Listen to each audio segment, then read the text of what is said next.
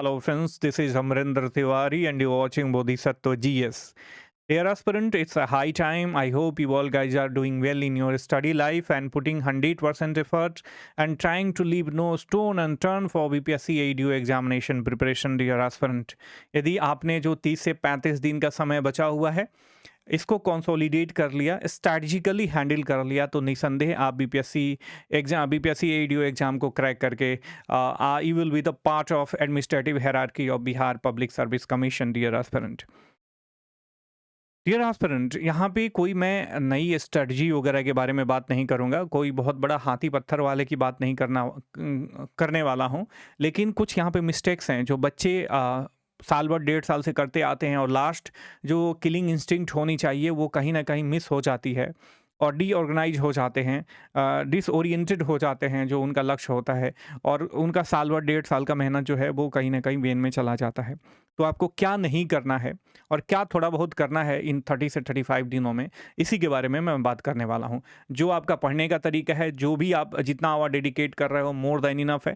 थोड़ा सा अपने आप को और ज़्यादा पुश यदि करना चाहते हो तो कर सकते हो, अदरवाइज 6 से 7 घंटे 8 घंटे की स्टडी आज 100% डेडिकेशन और प्रोडक्टिविटी के साथ कर रहे हो तो मोर देन इनफ है, डियर एस्पिरेंट। उससे ज़्यादा आपको एफर्ट लगाने की आवश्यकता नहीं है, बट डिसिप्लिन्ड और ऑर्गेनाइज तरीके से कंसोलिडेशन के साथ आपको एफर्ट लगाना है। पहला जो काम करना है, ऑब्वियस मुझे आशा है कि आपने कर लिया होगा, पैटर्न रिकॉग्निशन का। पैटर्न रिकॉग्नाइज किया होगा, अगर नहीं भी कर रहे होंगे ना तो इस बात को, मेरे बात को ध्यान में रख के करना कि जैसे PY, obvious for identifying the pattern of BPSC आपको क्या करना होगा, पीवाईक्यू करना होगा। पीवाईक्यू का जब रिवाइज करोगे, रिवीजन करोगे, तो सब्जेक्ट वाइज रिवीजन करके देखना, आपको फाइंड आउट चलेगा कि यहाँ 80-20 का रूल जो है लागू होता है। 20% ऐसे टॉपिक हैं जहाँ से 80% प्रश्न जो है किसी भी सब्जेक्ट से लेके पूछे जाते हैं। ठीक है, चाहे हिस्ट्री हो, पॉलिटी हो, इकोनॉमी हो, ज्योग्राफी हो, साइंस एंड टेक हो। तो फेवरेट 20 यदि 5% का वेरिएशन ले ले तो 20-25% टॉपिक्स होते हैं जहाँ से बीपीएससी उस पार्टिकुलर सेक्शन में 80% प्रश्न पूछता है।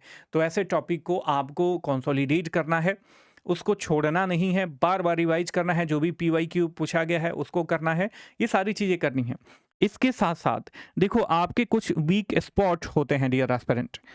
इन वीक स्पॉट्स को आइडेंटिफाई करना काफ़ी ज़्यादा ज़रूरी होता है। लेट्स से कि आप जो पढ़ रहे हो न्यायपालिका जुडिशियरी के बारे में पढ़ रहे हो, तो मान लीजिए कि यहाँ पे तदर्थ न्यायाधीश क्या होता है, अतिरिक्त न्यायाधीश क्या होता है, ठीक है। जो इसके साथ साथ मान लीजिए कोरम वगैरह नहीं पूरा होता है, तो वैसे उस समय जो उच्चतम न्यायालय है वो क्या करता है कोरम पूरा करने के लिए, ठीक है। और जो रिटायर्ड न्यायाधीश होते हैं, इन सारे न्यायाधीशों से यदि काम लेता है उच्चतम न्यायालय, तो उनको फिर अपॉइंट करता है एज अ न्यायाधीश, तो किसकी सलाह पे करता है, उन सलाहों में क्या क्या वेरिएशन है। तो ये सारे टॉपिक काफ़ी इंपॉर्टेंट है। ये बच्चे क्या कर अमूमन हौच पौच हो जाता है, ठीक है। या मान लीजिए कि आपको पढ़ना है, पंचायती राज पढ़ना है, तो पंचायती राज में मान लीजिए कि 243 से जो पंचायती राज है 243 आर्टिकल से 240 ओ तक डेडिकेटेड है, ठीक है। तो इसमें जैसे मान लीजिए कि राज्य निर्वाचन आयोग की बात करी जाती है तो किस आर्टिकल में है, राज्य वित्त आयोग की बात करी जाती है तो किस आर्टिकल में है, जो आपका पंचायती राज दिवस मनाया जाता है किस दिन मनाया जाता है, उसके पीछे क्या कारण है, ये सब मतलब ये सारे फैक्ट्स हैं और कॉन्सेप्ट तो है ही इनके साथ ओरिएंटेड, ये बार बार पूछे जाते हैं, ठीक है। तो इनसे संबंधित जो आर्टिकल है, जो महत्वपूर्ण आपके अमेंडमेंट्स हैं, जो बार बार एग्जाम में पूछे जाते हैं, ये सब याद रहने चाहिए। डेली बेसिस पे इनका रिवीजन होते रहना चाहिए, डियर एस्पिरेंट, ठीक है। तो ये वीक स्पॉट्स हैं। मान लीजिए कि आपको फंडामेंटल राइट्स याद करने में दिक्कत हो रही है, तो उससे कुछ फॉर्मूला बनाओ, ठीक है। उससे कुछ उसको कुछ थ्रेड से बांधने की कोशिश करो। लेट्स से आर्टिकल 19 का जो भी सब पार्ट है, लोग उसको याद करने में मतलब थोड़ा बहुत सारी कठिनाइयाँ होती हैं। तो उसके लिए आप आइडेंटिफाई करो, अपना एक पार्टिकुलर रूल बनाओ। बहुत सारे लोग शॉर्टकट्स बनाते हैं, बहुत सारे लोग उसको शॉर्टकट्स बना के याद करने की कोशिश करते हैं, वैसे कोशिश करो। कहने का मतलब है जो भी आपका वीक स्पॉट है, चाहे वो मैथमेटिक्स में हो, रीजनिंग में हो, जनरल स्टडीज़ में हो, सबको आपको फिक्स करना है, ठीक है। इसके बाद सब्जेक्ट वाइज कंसोलिडेशन काफ़ी इंपॉर्टेंट है। यहाँ पे सब्जेक्ट वाइज कंसोलिडेशन में यहाँ पे जो लैंग्वेज का पेपर है हिंदी और इंग्लिश, मैं इसके बारे में भी बात कर दे रहा हूँ कि मैं देख रहा हूँ कि एक ट्रेंड कि बच्चे जो हैं इसको इग्नोर करके चल रहे हैं कि करियर लेंगे। देखो करियर लेंगे ऐसा नहीं होता है। जब यूपीएससी का पेपर होता है या यूपी पीसीएस का पेपर होता है वैसे स्टेट्स में जहाँ पे सीसेट लागू है, तो वैसे बच्चे, बहुत होनहार बच्चे सीसेट में फेल हो जाते हैं, ठीक है। और ये क्वालिफाइंग है, ये आप जब तक क्वालिफाइंग इसको क्वालिफाई नहीं करोगे ना, तो आप मतलब आपकी दोनों कॉपियाँ नहीं चेक होंगी, जीएस का और जनरल एप्टीट्यूड का, तो इसको भी क्वालिफाइंग करने की आवश्यकता है, ठीक है। सब्जेक्ट वाइज कंसोलिडेशन काफ़ी इंपॉर्टेंट है। रिवीजन आपका बार बार रिवाइज होना चाहिए जो चीज़ें भूल रहे हो, ठीक है। और सब तब जाके आपका इंसेंटिव मॉक ड्रिल होना चाहिए डियर एस्पिरेंट, सिमुलेशन मोड के साथ। दैट मीन्स जो एग्जामिनेशन आवर है उस एग्जामिनेशन आवर को कॉपी करते हुए उसी समय आप पार्टिकुलर टेस्ट दो। टेस्ट काफ़ी इंपॉर्टेंट है, यहाँ पे स्पीड काफ़ी मैटर करता है। देखो if you are serious aspirant then you can easily observe this कि जो जीएस है, जीएस में फेयर प्ले होगा, गेम फेयर रहेगा और लगभग सारे लोग इक्वली मार्क पाएंगे। जो भी सीरियस कैंडिडेट हैं they are well prepared enough to crack BPSC AEDU examination. लेकिन जो मेन डिसाइसिव फैक्टर होगा वो होगा जीएस सेकंड पे, मतलब जो सेकंड पेपर है, थर्ड पेपर मान लीजिए, ठीक है, जनरल एप्टीट्यूड का, उसमें रहेगा डियर एस्पिरेंट। क्यों? क्योंकि उसमें स्पीड मैटर करता है, लेंदी क्वेश्चन पूछ सकता है, रीजनिंग रहेगा, जो टाइम टेकिंग प्रोसेस रहते हैं सारी चीज़ें, ठीक है। तो इसको बीट करना काफ़ी इंपॉर्टेंट है। टाइम का जो स्पीड है, जिस स्पीड से टाइम बढ़ रहा है, लगभग 1.5 मिनट से थोड़ा बहुत कम आपको समय डेडिकेट मतलब एक प्रश्न के लिए मिलेगा, तो उतने मिनट में, उससे कम मिनट में, 1 मिनट में या उससे कम समय में आप किसी क्वेश्चन को कर पा रहे हो कि नहीं कर पा रहे हो, ठीक है। ये काफ़ी इंपॉर्टेंट है। तो स्पीड और मॉक ड्रिल इंपॉर्टेंट है डियर एस्पिरेंट, ठीक है। और इसमें जो आपका एरर हो रहा है वो एरर भी काफ़ी इंपॉर्टेंट है, उस एरर का एनालिसिस भी काफ़ी इंपॉर्टेंट है। एरर हो क्यों रहा है? क्या आपने आती हुई चीज़ें गलती कर दी, ह्यूमन एरर है, या आपको यहाँ पे जानकारी नहीं थी, या इसी एरर को बार बार आप रिपीट कर रहे हो? मान लीजिए कि आप टेस्ट दे रहे हो, टेस्ट 1, टेस्ट 2, टेस्ट 1 में जो एरर कर रहे थे वहीं टेस्ट 20 में एरर कर रहे हो, तो ये टेस्ट देने का कोई फ़ायदा नहीं है।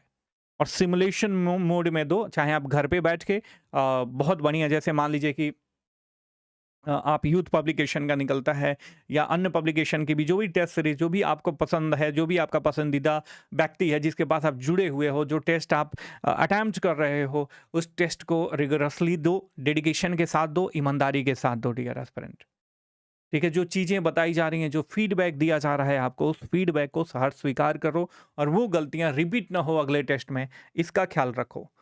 आपकी जो विजय होने की लड़ाई है ना, इसमें आपकी खुद से खुद की है। आप समय के साथ 2 घंटे में 100 क्वेश्चन 90% एक्यूरेसी के साथ हल कर पा रहे हो कि नहीं कर पा रहे हो, यही ज़्यादा डिसाइसिव होगा। यदि जनरल कैटेगरी के हो तो आप 80 क्वेश्चन, यदि 80 प्लस क्वेश्चन सही कर पा रहे हो, 85-90 तक जा रहे हो जनरल एप्टीट्यूड में, तो समझ जाइए तभी आपका सिलेक्शन जो है हो सकता है। अदरवाइज अभी आपको और ज़्यादा पुश करने की आवश्यकता है। उसके बाद ये 3 टॉपिक पे चर्चा करने के बाद मैं आपको बताना चाहूँगा, आपका फाइनल पॉलिश भी होते रहना चाहिए। इस बीच नो न्यू मटेरियल, फलाना आदमी का कंपाइलेशन आ गया, ढिमकाना सर का गेस आ गया, टिमकाना सर का टिमकी आ गया, तो ये सारी चीज़ें से बचो, क्योंकि थोड़ा सा यहाँ पे आपको मैच्योरिटी दिखाने की आवश्यकता है। जिनमें ऑब्वियस जो नए बच्चे होते हैं ना, मार्केटिंग स्ट्रेटजी के ट्रैप में फंस जाते हैं, जैसे दरोगा एग्जाम में हुआ, आपने देखा होगा कैसे बच्चे रो रहे थे, ठीक है। तो ऐसे बचना है। लास्ट आवर पे जैसे यूट्यूब में रश लोग चलेंगे, लोग मैराथन दौड़ाएंगे, ठीक है। मैराथन वहीं जीतता है, मैराथन वहीं दौड़ सकता है जो, मतलब जिसको 100 मीटर या 400 मीटर का रेस कैसे दौड़ा जाता है ये पता है, उसमें स्टेमिना है, वहीं मैराथन दौड़ पाता है, वहीं अगर प्रैक्टिस किया है तो वहीं मैराथन दौड़ पाता है। और मैराथन का कोई प्रोडक्टिव यूज नहीं होता है डियर एस्पिरेंट, टाइम कंज्यूमिंग होता है, उनका व्यूज बढ़ता है, वो लोग पैसा कमाते हैं, लेकिन आपका केवल और केवल नुकसान होता है। मैराथन दौड़ना है तो खुद से करो, कोशिश करो, एक दिन में मॉडर्न हिस्ट्री रिवाइज कर लो, एक दिन में एंशिएंट हिस्ट्री रिवाइज कर लो, एक दिन में आपका मिडाइवल हिस्ट्री रिवाइज कर लो dear aspirant, it's quite important, ठीक है। तो नो न्यू मटेरियल, इससे क्योस होगा, आप कंफ्यूज होगे, चीज़ें आपके बस से बाहर चली जाएंगी। दूसरा है रिवीजन ऑफ मिस्टेक्स। मिस्टेक्स का रिवीजन नहीं होना चाहिए। मैं हमेशा बता रहा हूँ कि डे 1 में जो आपका मिस्टेक है वो डे 2 में नहीं होना चाहिए। डे 2 का मिस्टेक है जो वो डे थर्ड या डे फोर्थ में नहीं होना चाहिए। एक बार मिस्टेक हो गया, उसको आइडेंटिफाई करो और उसको टोटली एलिमिनेट करने की कोशिश करो, ठीक है। इसके साथ साथ आपका मेंटल कंडीशनिंग भी बहुत इंपॉर्टेंट है। ऑब्वियस ये त्यौहार का सीजन है, त्यौहार का क्योश रहेगा।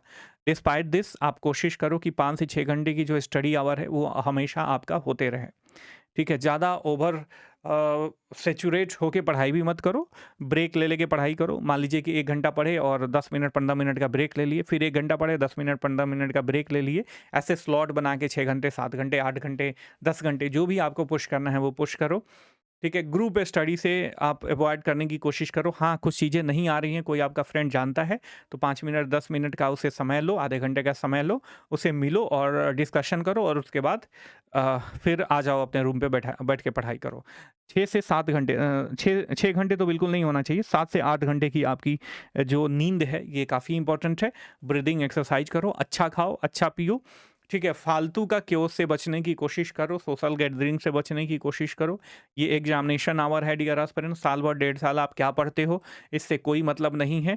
ये जो लास्ट का 30 डेज है ये इसमें आपकी किलिंग इंस्टिंक्ट देखी जाती है, और जो एग्जामिनेशन का 2-2 घंटे का समय आपको लिया जाएगा, 6 घंटे में एग्जाम होगा, उस समय अपने आप को कितना ज़्यादा प्रोडक्टिव बना रहे हो, कितना ज़्यादा कूल माइंड सेट रह रहा है आपका, ये काफ़ी इंपॉर्टेंट है। तो इस पे आप प्रैक्टिस करो। ये सारी चीज़ों को कंसोलिडेट करके फिर से एक बार बता दे रहा हूँ, पैटर्न रिकॉग्निशन आपका एकदम से आइडेंटिफाई होना चाहिए। जो भी आपका वीक स्पॉट है उस पे काम करके गलतियां फिर से मत करो। सब्जेक्ट वाइज जो भी आपका है, जो भी आपने सब्जेक्ट पढ़ा है, जैसे भी तैयारी किया है, सबको रिवाइज करके, कंसोलिडेशन का मतलब रिवाइज करके आप उसको रखो, ठीक है। Incentive mock drill intensive mock drill जो है काफ़ी ज़्यादा आवश्यक है। सिमुलेशन मोड में मॉक ड्रिल आपकी होनी चाहिए। बहुत बच्चे क्या करते हैं कि 2 घंटे का पेपर है, अगर घर पे बैठ के कर रहे हैं, चलो आधा घंटा आप कर लेते हैं, आधे घंटा बाद में कर लेंगे। ऐसे नहीं होना चाहिए। जो आपका मॉक ड्रिल में एरर हो रहा है उस एरर का एनालिसिस करो, क्यों हो रहा है, क्या नॉलेज बेस की कमी है, क्या आप मात खा गए क्वेश्चन से, क्वेश्चन को समझ ना पाए, या आप जो है ह्यूमन एरर कर दिए, ठीक है। फाइनल पॉलिश में आपको नया मटेरियल नहीं पढ़ना है, रिवीजन ऑफ मिस्टेक्स नहीं होना चाहिए। इसके साथ साथ मेंटल कंडीशनिंग पे भी अपने ध्यान दो। विश्वास आपको दिलाना चाहूँगा कि इन सब चीज़ों पे यदि वर्क करते हुए लास्ट का 30 दिन आपने संभाल लिया तो सफलता आपकी कदम जरूर चूमेगी। अगर किसी भी तरीके के सब्जेक्ट में आपको कोई भी दिक्कत हो तो आप बताना, पार्टिकुलर 5 मिनट 10 मिनट का वीडियो डेडिकेट करके मैं उस प्रॉब्लम को सॉर्ट आउट करने की कोशिश करूँगा। आपकी सफलता की शुभेच्छा के साथ मिलते हैं अगले वीडियो में, तब तक के लिए साइनिंग ऑफ, टेक केयर, जय हिंद, जय भारत।